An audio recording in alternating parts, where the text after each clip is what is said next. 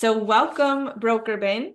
Thank you for joining us today. I'm really excited about this webinar, and I'm especially excited to have Shannon and Astrid here with us. I know that our members are going to find this webinar extremely informative and helpful, and I'm just thrilled to be able to share your expertise with our membership. So real quick, I'm just going to let everybody know that there is a Q&A option at the bottom in your chat. You can send a question if you'd like. I'm not sure that we're going to have a lot of time during this webinar to get to those answers, but please submit your questions. And if we don't get to them today while we're doing this live, we will certainly follow up with everyone and get those questions answered. Following today's webinar, we will send out this link for those of you who are with us, but for everyone who has registered. So if you're watching live and you'd like to share it, or if you couldn't join us live, but you've registered, you're going to get this link as well so that we can share this information, because again, I know it's going to be very, very helpful. So what we intend to discuss today in this webinar, what Shannon and Astrid will share with us, is really what's happening in our industry with respect to the right of ownership and the freedom for companies, for consumers and businesses to choose their providers for IT trade, maintenance, and repair. So today we have with us Astrid Wynne. Astrid is the head of public sector and sustainability at Techbuyer, and she is a proud member of FreeICT Europe, which works with legislatures in the EU to advance the interests of an open and fair secondary ICT market. She is a chartered environmentalist and has co-written 6 peer-reviewed academic papers on data center energy efficiency and the circular economy. We also have with us Shannon Mahaffey. Shannon is founding member and president of FreeICT USA, which is a coalition of independent maintenance and support providers dedicated to raising awareness and pushing back on unfair, anti-competitive, and coercive practices conducted by enterprise hardware and software OEMs. He meets with U.S. senators and representatives, as well as engages with FTC and U.S. Copyright Office members. Shannon has been the president of Origina Inc., an independent software support provider for IBM, HCL, VM Hardware, Red Hat Global 2000 customers. He is currently Chief Operating Officer of Origina Worldwide Headquarters and resides in Dublin, Ireland. So welcome, Astrid and Shannon. Thank you for being here. Great to be here. So I'm going to let you guys take it away. You're the experts. You give us all the information. Very good. Thanks for that. Thanks for the introduction. It's great to be here with you and your team and Astrid and the constituents you have on the call today. I'll share my screen, so you tell me if I've hit this right. Okay. I'll bring it up, and then I'll go to a full screen on my end so that Okay. it probably looks a little better on yours. There we go. We got it. Oops, did I go? There you go. All right. We're good. Okay, perfect. This is exciting to talk about. It's always a fascinating subject. You know, and as you said in the introduction, Astrid's been involved a lot longer with things related to FreeICT than I have. And Origina, who I'm employed by, and here in Dublin, I do have a home in St. Louis, Missouri, as well, and it was much easier rather than go back and forth every month from there to here to just be here, which has been great. But along the way, I think about 2022, right in there, we decided we probably need to have a sister organization in the United States doing similar kinds of activities that FreeICT Europe was doing. And for the Americans on the call, I had to look up ICT because we just kind of put everything in the category of IT, whereas the rest of the world says ICT, information, communication, and communications technology. So that's what that refers to. And we established this small coalition to spend time in Washington and to lobby for things related to enterprise IT.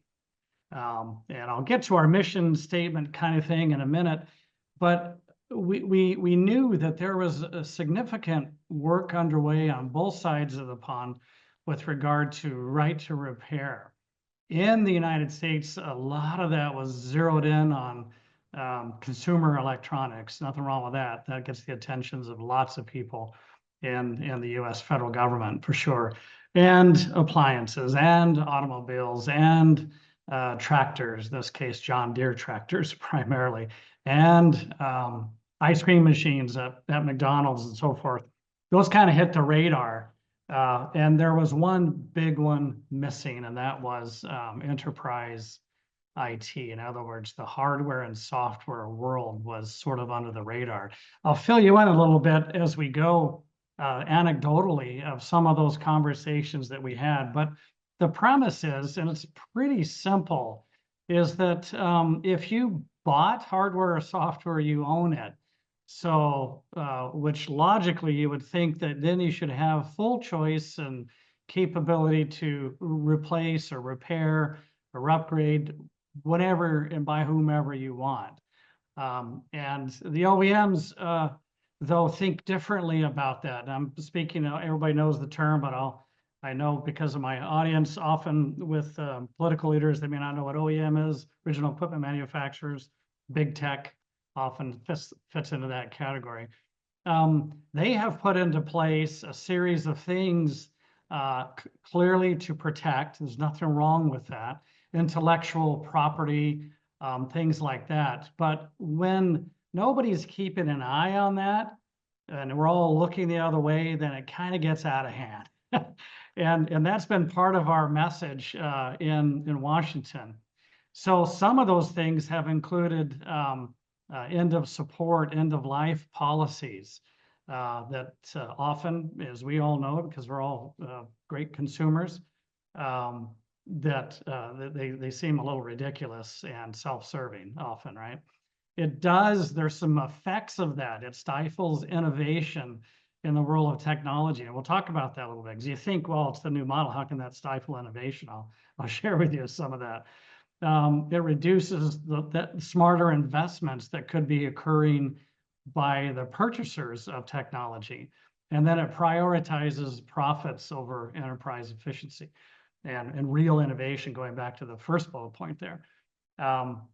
And again, there are some things that we haven't thought of, but when you go and talk to people about it in Washington, whether it's FTC or the US Copyright Office, senators, representatives, there's this aha moment, like, maybe we ought to take a closer look at that. Mm-hmm. So the challenge that creates for us is multi-pronged. There's innovation problems, there's budgetary problems, there's sustainability problems. What are we doing to the planet, in the process that could be and is quite damaging? It's a little out of hand.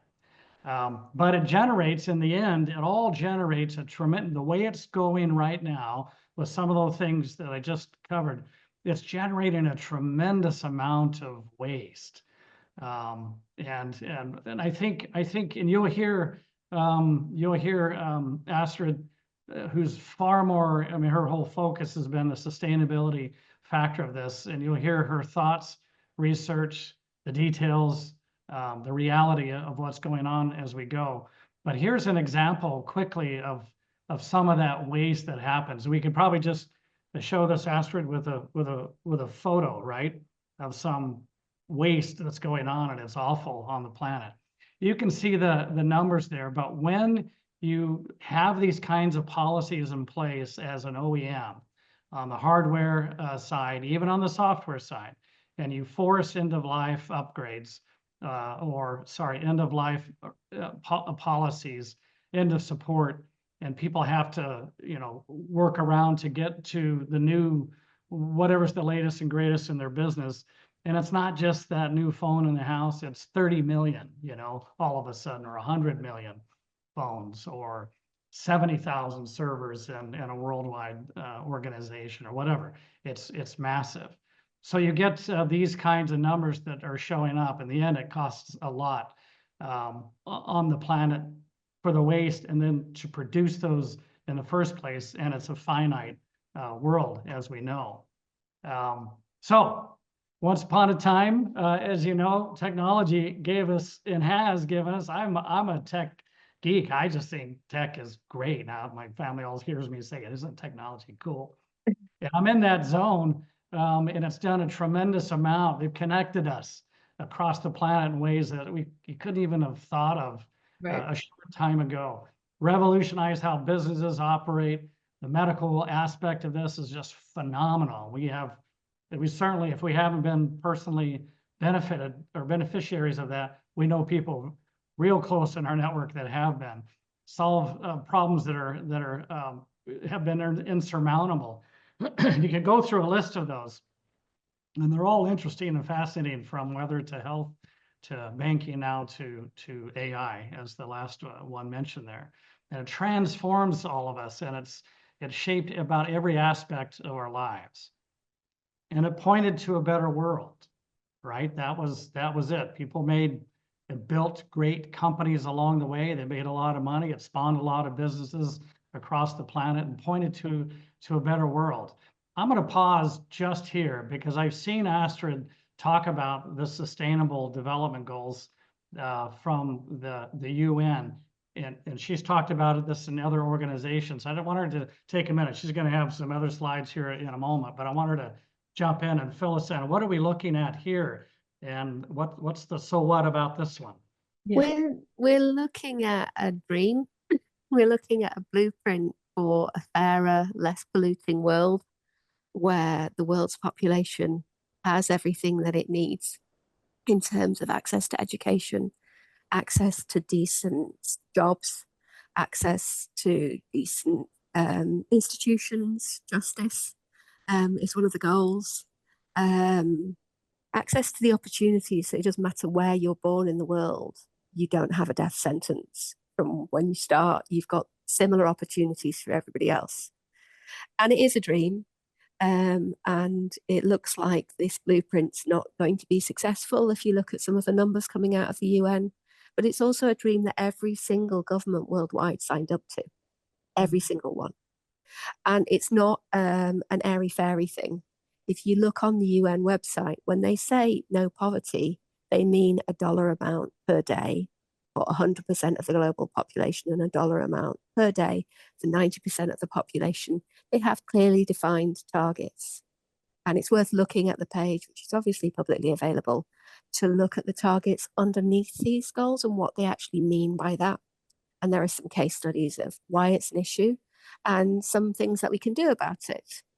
What's interesting about the UN Sustainable Development Goals, is that underneath every one of these aims for a better world, there's a technology pathway towards that. Every single one of these references technology in one way or another, whether it's the technology that delivers cleaner energy or the technology that delivers remote education.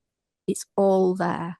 And so this is about the world, and it's world leaders recognizing that technology is a path to a future that we've all decided to believe in. So this program runs till 2030. Businesses can get involved. They're encouraged to get involved. Tech delivers quite a lot of this. And if you look at the goals and put some targets against it, you're doing a good thing. So very good. Thanks for that. But I love how you stated it's a dream, a vision. Part of my job as a chief operating officer is to help execute against those visions, right? That our CEO and our founders would have. It's incredibly important to put a stake in the ground to say we can do this, and that's what this is about. Is we can do this better, right? And somewhere along the way in all of the dreaming, whether it was on the tech side or the UN side, who was responding to things that were going on across the planet, all the nations of the earth, somewhere along the way, things went wrong. They changed. And this is kind of to say, hold on just a minute here. But it became, these innovative grand organizations, and I'm free enterprise. I'm in a business and for profit in my day job, but they became extremely self-absorbed and bloated. And again, it's like when you're looking the other way, you can just, someone in that position could take advantage of that, and they do. And in the large organizations, the titans of technology push the boundaries for that. They were more interested in maintaining their profits and revenues. Now, we all want to do that as business participants or owners. And again, some of it has to just be reined in just a bit to be a little smarter about what that impact is.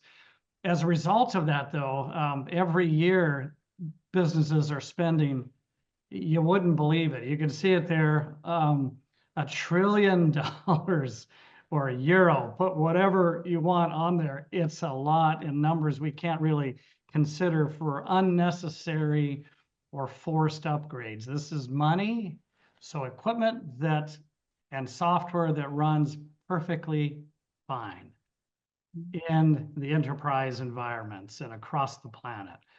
And the amount of money that is spent to respond to these policies, end of life, end of support, upgrades, forced obsolescence, and so on. That's money that is lost, and it's ported towards maintenance rather than genuine innovation in organizations. And you can see, and just a couple of quick examples.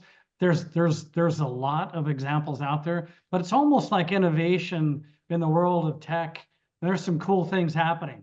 And again, I will applaud those all day long, but there's a lot of smoke and mirrors that I call it, that happens where it's just a slight upgrade, and it forced a lot of change and a lot of waste, or it was a new case, or it was the next gen with a whopping amount of hype around it, and we're all victims of a marketing machine that's very clever, and it creates this waste.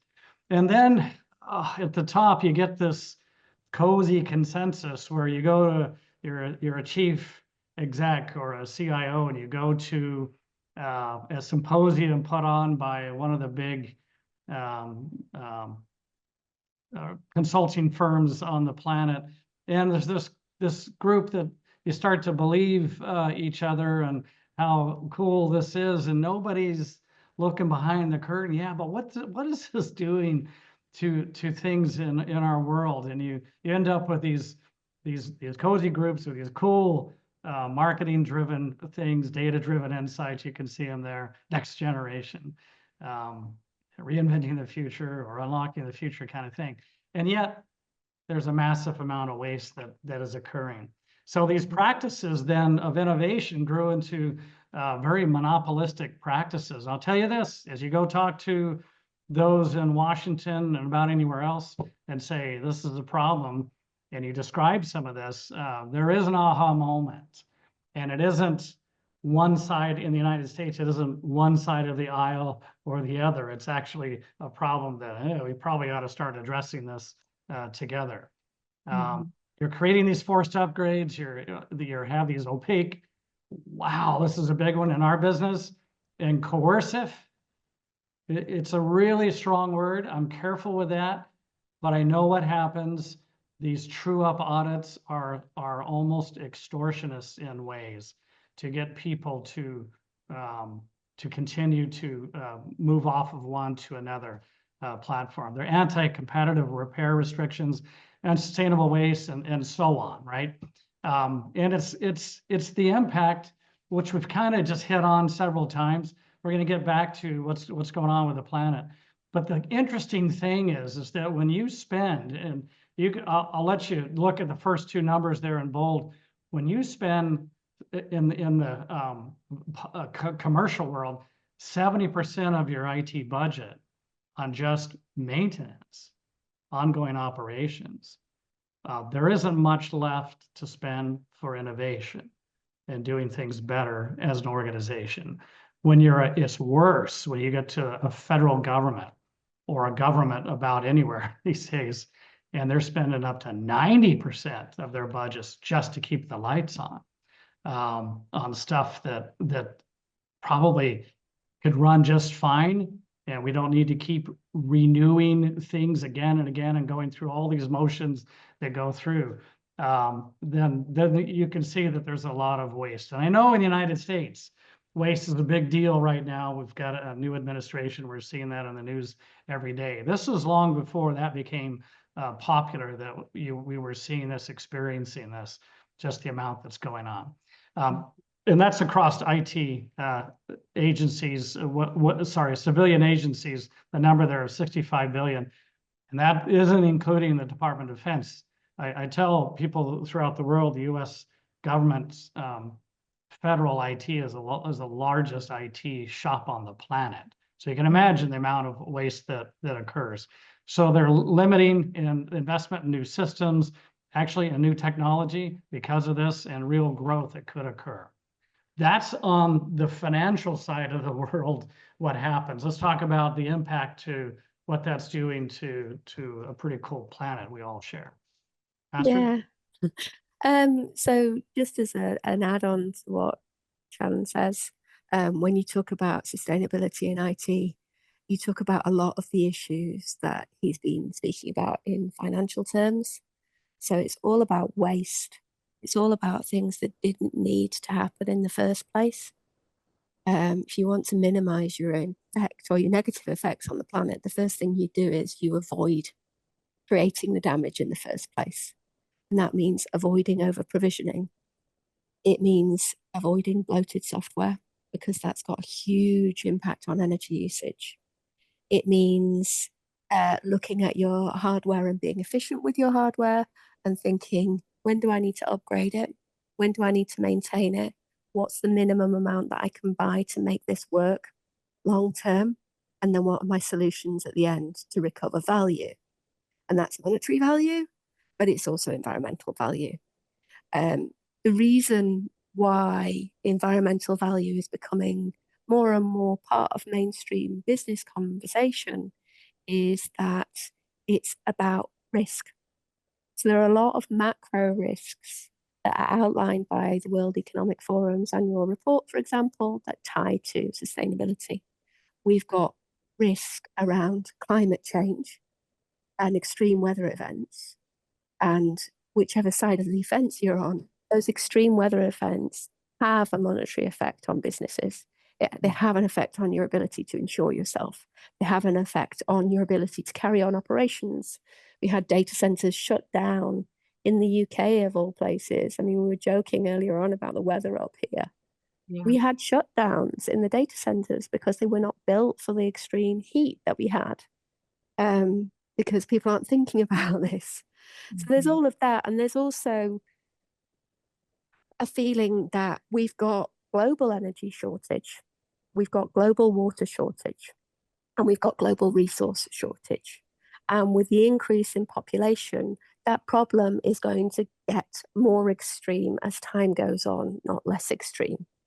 And that ties to national security, it ties to federal security, it ties to a more protectionist approach that we see coming through governments. All of that is pressure on our businesses. So it's not an abstract notion of some trees somewhere and aren't they pretty, and oh, you know, we'd like them to be around. It's more material than that to businesses, and that's why it's becoming part of mainstream business conversation. So those are kind of the global macro risks and how they apply to businesses, how they're measured. One way of measuring that is in climate.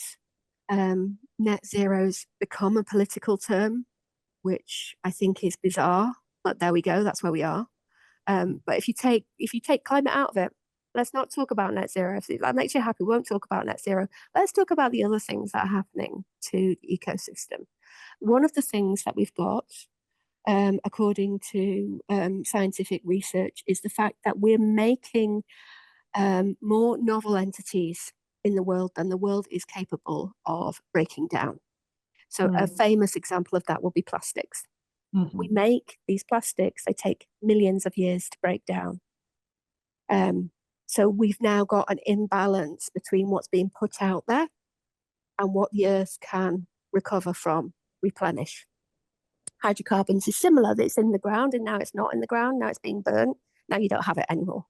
In simple terms, what's true of hydrocarbons is also true of critical raw materials or critical minerals, which is something that Shannon was talking about earlier on. These are the materials that we need to sustain our economies, sustain our industries, and to grow our industries. And as the world becomes more protectionist, you've got less global trade, you've got a risk there to operating businesses. Climate change we won't go into because everybody knows about that already. Biosphere integrity means biodiversity. So it's pretty well established that we're in the 6th major extinction event of the planet. What's different about this major extinction event as opposed to the other 5 is that it's largely to do with the way that the planet is changing, probably as a result of industry, as we change the way that we use our land and we change the availability of fresh water in sub-aquifers, etc., which is why these are 2 other planetary boundaries that we need to be aware of. Biosphere integrity, the loss of biodiversity, we don't actually know what that's going to do. Well, there's a pretty strong chance that it's not going to be good. So if you look at losing keystone species, it has an effect on the rest of the ecosystem. So if we're losing species and we're having that knock-on effect, we don't know which ones we're losing. We're losing more than we're able to count. So our accurate count of species is not there yet, but best guess we've lost 69% of our species. That has an effect on soil quality. It has an effect on pollination. It has an effect on our ability to produce crops. It has an effect on our ability to therefore produce food and also to produce the materials that we need for businesses. So it's all tied together. And my personal view is leaving all politics aside, you're looking at a situation where you're going to run out of stuff. We're going to have to be more careful with stuff. Whether our solution to that is to dig more holes in the ground, go look for more of it, or to have more conflict with other people, or to install a circular economy, that's, you can have different solutions to that, but this seems to be fairly incontrovertible. Of these 9 planetary boundaries that we've got here, 6 of them I think have a direct link to tech. So climate change, that relates to energy usage. The creation of IT assets is incredibly energy intensive, as is transmitting data, storing data, and in the case of AI, making data work. In simple terms, creating those machines that are energy intensive. Novel entities, if you look at what you're looking at this webinar on, you can see plastic right in front of you. You can also, if you know about treatment of old electronics, you might be aware of things like persistent organic pollutants, which have been made and are in older pieces of IT that can't be broken down. Land use change, we're looking at subsea networks, we're looking at subland networks, we're looking at pylons for communication, we are looking at data centers, we're looking at factories, and we're looking at the mines that feed all of that in. So that land use change, and even maybe if you just added up all the roads that we need as well, that might be a contributing factor as well. And then with all of that activity, you've got a knock-on effect on freshwater usage in the water that's needed for those industrial processes. At end of life, the water that is affected by the pollution that can be released from some of these assets. And that goes into the soil, it goes into the water, and it goes into the food chain. So there's a link there with biosphere integrity. Thank you. I'm going to move on to the next one. Do you want to Yeah, that? I'll pick up on this because this is more on the European side. So I mentioned in the previous slide that there are different approaches to what's basically a problem. The EU's leaning more towards can we make better use of resources? Can we report more on what we're doing? Can we minimize effect? And part of that is the Corporate Sustainability Reporting Directive, which came into effect on the 5th of January. So this is the last year was the first full year of reporting. It means that companies who already had to report on things outside of financials have to now do so in their company report, not in an additional report.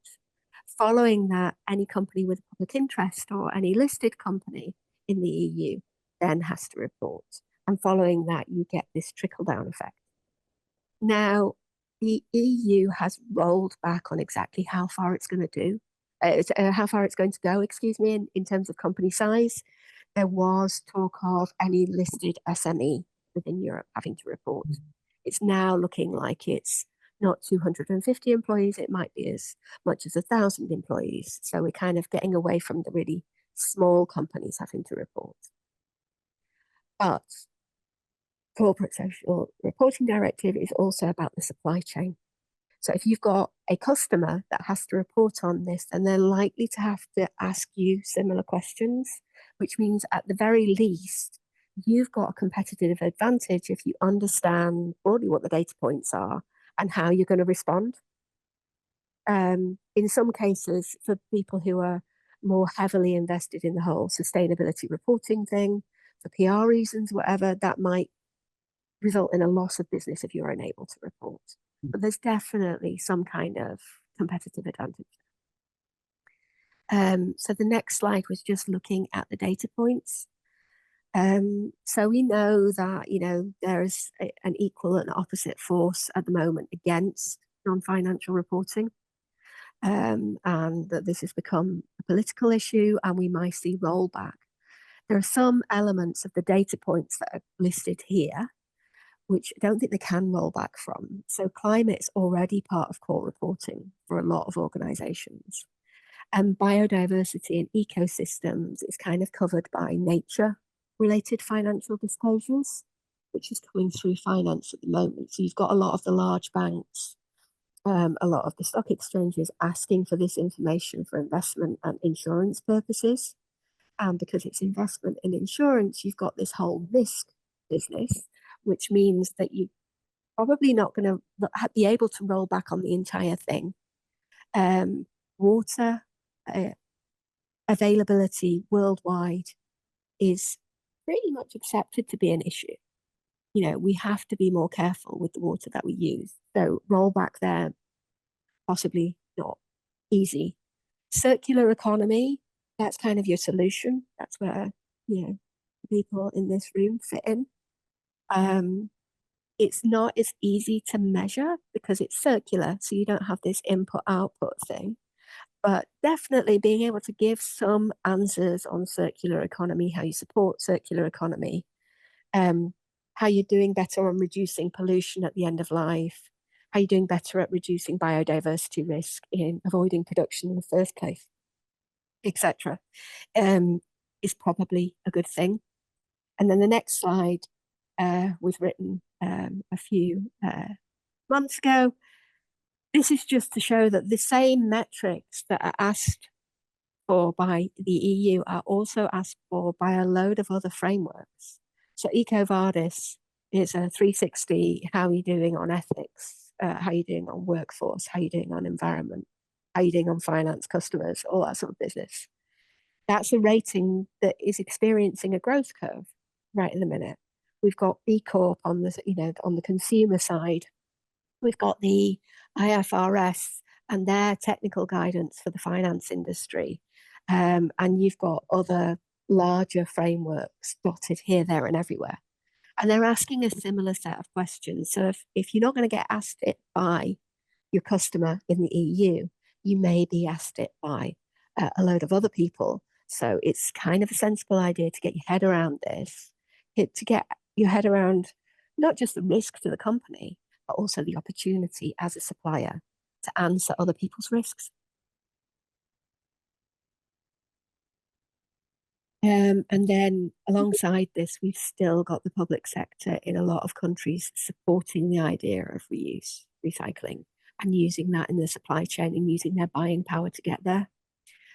So there's a sustainable products initiative that's coming through the EU at the moment. There's government moves on this at EU level. These are 3 different examples from different countries in Europe. So the £132 million dead giveaway, it's the UK. That's about to be released onto the public sector frameworks. That's for refurbished and recycled devices as a preference. Then we've got this €30 million contract for Second Life notebooks in Ireland. And then we've got a decree from France in 2024. It's just a kind of a signal that those large buyers that Shannon was talking about in government may be pushing this forward in a different way. And that creates an opportunity for this sector to become rather cheesily named circular services providers. I love these because it's a bit of light relief. So there is an opportunity here for us to be experts because we understand this better than anybody else, and to come in like the White Knights and rescue everybody from the disaster of resource shortages. I love it. So that's the dream, and then Shannon's going to tell us how we get there. Yeah, that was excellent. Thank you for that. It's sobering and it's inspiring, and it's a march to and you as you said, you have a lot of these initiatives and agreements, and then things kind of pull back. There's political changes that happen, and that's pretty normal, right? And then you take another step forward and so forth. We watch that our whole lives. And in fact, in this particular mountain we're on with FreeICT, it's not a quick journey to get laws inserted or changed in the United States. So you hang in there for the long term. But one of the things that we focus on, and in fact, each U.S. representative and senator and the FTC lawyers that we've met with have all asked a very similar question: how can we help you? We're sympathetic, right? And sympathetic, and the open door, which is kind of cool to be a part of, doesn't mean things get done, as everybody knows. So you have to stay on it, and there are some things that we're working on, and that is to introduce or to be supportive of legislation around enterprise IT. One of our dear partners and associates, and most people would know of repair.org, great minds, a very consistent 10-year-long effort for right to repair in the United States. And after spending time in Washington, they made a very strategic decision to go state by state and get laws changed. And so we've seen, I think, nearly every state now in the United States have some kind of right to repair initiative and or laws passed already. There are challenges still, even though you have a law passed. There was a big law passed in New York, in the state of New York, and it included enterprise IT as one of the very few at that time that included hardware and software. And at the last minute, a phone call happened, and the governor changed or allowed a change in the bill. So there's very powerful forces at work, and we might look at that as unfair or discouraging. It's just you stay on the path. There was another bill that was passed in the state of Colorado, takes effect in 2026, includes all electronics. And but there's time in between the time that you pass the law that someone could, manage to modify a change or to get it dropped. So it's an ongoing basis for anything. You pick the subject, that's just a constant effort to do that. according to this analysis here on this screen, carried out by the Corporate Europe Observatory, large players collectively spend over 97 million euro annually lobbying to keep things their way, basically. And I just illustrated that in the United States, where you can see the amount of full-time employees, for example, in the EU in 2021, 14 at Facebook, 19 at Huawei, and 7.5 at Microsoft, and it goes throughout the world. So it's a little bit of an uphill climb to get things changed. The power of this is that the message is real. Everything you just heard about from Astrid has weight behind it. It's not just a whim. It's impacting everything on one side in terms of the planet.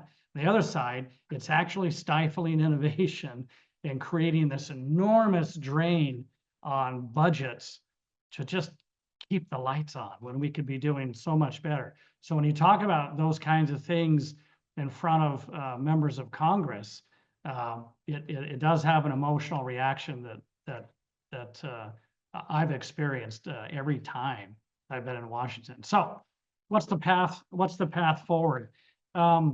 We take the fight to the lawmakers and the federal agencies. I've talked about a couple of those. As far as the U.S. Copyright Office, there's a grand protection under Section 1201 of the Digital Millennium Copyright Act that says anything that someone wrote or authored is protected, intellectual property. We didn't think through back then things about, well, but there are needs to have software maintained, and why force it to go back to someone who wrote it when the skill exists in the markets for someone else to repair or maintain that. And we're not in a position as a business ourselves. I don't think anybody on this call that we're asking, we want to change intellectual property. That's not it at all. But let's take the scare factor out of it and allow, if it's discontinued, if it's end of life, if it's rendered obsolete, or if it's end of support, that the door's open for whoever you want to support it. Don't change the IP on it unless it's an extreme situation. There have been laws passed already. The EU's ahead of us with regard to that. Even though a law is passed, it'll be challenged, but someone could change that original copyright of software. In some cases, prohibit, and these have to, how do you shape this? You have to shape these like into suggested laws or legislation where you prohibit anti-competitive licensing practices that force these upgrades. It's fascinating. It's a little borders on, it feels like it borders on nefarious sometimes. I think it's just what we've grown up with and what it feels acceptable to people. And so there it is, and this is what becomes of it. Enforce transparency and disclosure and requirements for end of support policies. Those can be vague and disconnected, and people don't have a full-on staff, even in large organizations, to comb through and to interpret. So they just kind of bow to it or yield to it. Allow for, number 3 there, allow for independent support and maintenance options. As I said earlier, when something is suggested or is announced of end of life or end of support, it's working perfectly fine, then say, but you can go to somewhere else to have it. That would be a fair, open, and competitive practice. Promote, a big part of this today is promote sustainable design practices. It feels like there's an inclination to do some of that. So that's a start, but we got miles to go on this. And then enable freedom of choice to promote an open, sustainable service and maintenance market, which is kind of woven in between all of this.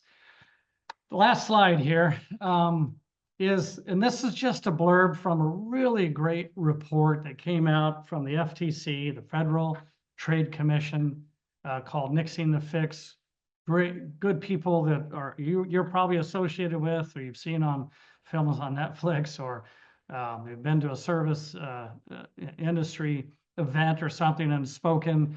We're behind a lot of this. They were working with and owners like yourself, working with the FTC in hearings for them to produce something like this that would say this is a problem.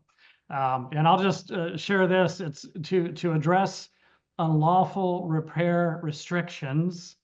That was across a lot of different things. The FTC will pursue appropriate law enforcement and regulatory options. I'll pause there because the FTC is not a legislative branch, right? They can raise the flag and say this is a problem and help shape legislation that might occur and educate consumers. They've been doing that for a long time. For good or for bad, there's been lots of debate back and forth but on this one feels like this is probably really important for all of us that they did some work on, as well as consumer education consistent with our statutory authority, because it's within that. And the last thing, the commission also stands ready to work with legislators. That's what we do quite a bit, either at the state or federal level, in order to ensure that consumers have choices when they need to repair products that they purchase and own in the first place. That's the crazy thing, that you bought it, but in the case of many things, you can only go back to the manufacturer to have a repair. Of course, that's what lit up a lot of repair, right to repair initiatives across the planet. Yeah. So that's the work that we're about. And I would say, what's next? We're going to stay in the fight. We're interested in people being a part of FreeICT, whether on a board. We have people that help with communications. We go to Washington, we get involved in all of that. But there's a lot of strategy and thinking through, and it's not a heavy lift in terms of time to do these things. If people on this call are interested, we'd be happy to talk to you about what else you can be doing, whether at the state level or at the federal level or an organization, small coalition like our own. So thank you, Astrid, Renee. Yes. Wow. Wow. Thank you both so much for this information. I definitely was surprised by a lot of it, and I think probably many of our listeners and members were as well, to just really think about the degree and the effect of all of this. So I just appreciate so much that you guys took the time to share with us. I was going to use the word scary, but you said sobering, Shannon. So we'll go with sobering. It is sobering, but it also is very inspiring. And so I'm just really want to thank the two of you specifically for your work around this and your dedication to it, and bringing to the rest of us some education and then some action, because now we know like what we can do to help, but it really takes people like yourselves to do this work and get us organized and share with us again the global effects. Yeah, it is. I think I might have to go back to the word scary. Yeah, but the answer really gets into common sense. Yeah, I know. And the, I don't know, I forget the quote, but if you don't speak up and you just ignore it, and we all have busy lives, I get that, but you carve off a little bit of time and effort for these kinds of things, right? Or stay aware of it. It's tough. It's tough to get to, all right, what's really, because there's all kinds of angles and things going on. Yeah. But we're smart enough, we can figure that out. But common sense in the end. Common sense. I know. That. I know. Sometimes I'm a little bit afraid to have these conversations, publicly, because what I'm thinking is probably not an appropriate thing to say when you're having something like. Well, it's easy. Yeah, it's easy to. Yeah. And I'm sure Astrid's come away from lots of things like, you got to be kidding me. Right. That's just part of the trick is to articulate your position with a degree of intelligence and confidence that appeals to the common Yes. sense, honestly. Well, the two of you are definitely doing that, and we just very, very much appreciate your time and sharing with us this morning. And again, all of the work that's going into this that you both are doing for all of us, for the world, for sure. So we're gonna put here your contact information, and people can reach out to you directly. Is that right? Are you guys? Oh, sure. Yeah. Sure. Yeah. Yeah. Reach out to Shannon or Astrid here for questions or for ways to get involved and ways to kind of stay in this fight and to just stay aware, really. And then, of course, if anyone wants to reach out to someone here at BrokerBin, you can reach out to me or your account manager if you have any other questions, and we can certainly connect you guys. But BrokerBin is very supportive of this initiative and all of what you guys are doing, and we're just really grateful to be in this with you. Thank you, and thanks for the forum to share what is fascinating and interesting. And like we said, there is a side of this where you kind of like, you may think what's the use or whatever, or anger or whatever, but these are just additional problems that we have to address, and we have the ability over time to do exactly that, to make a difference. So Yeah. I'm obviously optimistic. Yes. Good. Well, you've inspired us all. Thank you. Thank you to both of you. Have a great day, everyone. All right. Okay. Thanks so much. Thank you. See Bye. you. Bye. Take care.